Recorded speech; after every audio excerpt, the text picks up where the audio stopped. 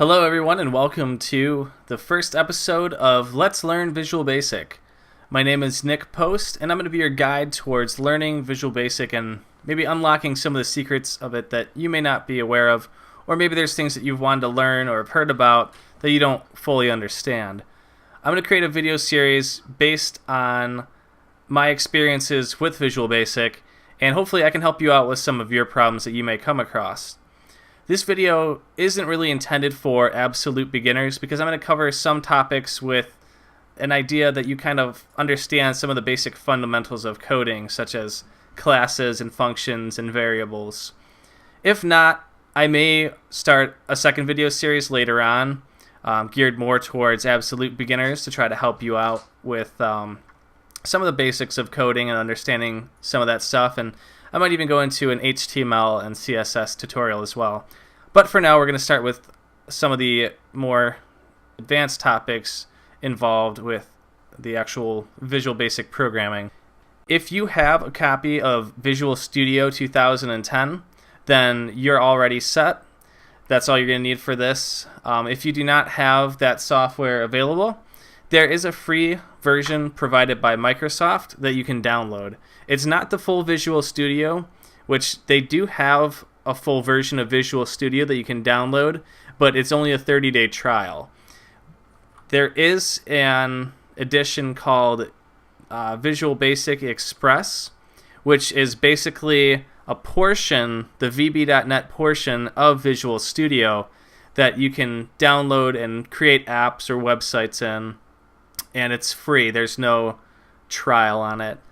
It's not intended for commercial use. It's more for, I believe, individual developers that want to learn Visual Basic, but it's got pretty much all the functionality you're going to need for it.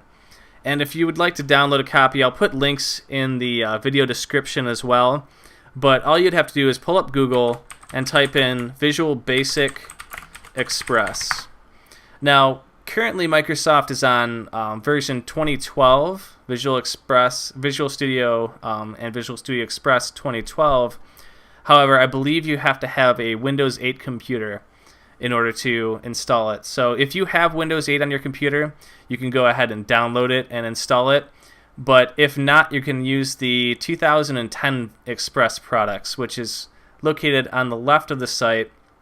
And once you click on the 2010 Express products, you click See Download Details, and it will bring you to here. And you can either choose to download the Visual C# or the Visual Basic 2010 Express version. There's a couple other versions in there. I'm going to be covering Visual Basic. Visual Basic and Visual C# are very similar languages. There are some differences with the syntax. I'm not really going to go too much into that because I don't use Visual C# as much as I do Visual Basic, so all of my lessons are going to be with the Visual Basic. But if you want, go ahead and take a moment now to download and install that, and that's going to conclude this video. The next video is going to be opening it and creating your first programs. This series I'm going to focus more on websites rather than actual applications, as I do more web development than actual program development. Although later on I probably will create some videos on how to create different things in an actual exe program versus a website.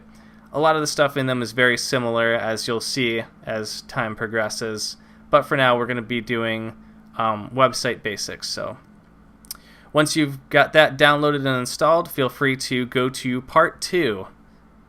Thank you.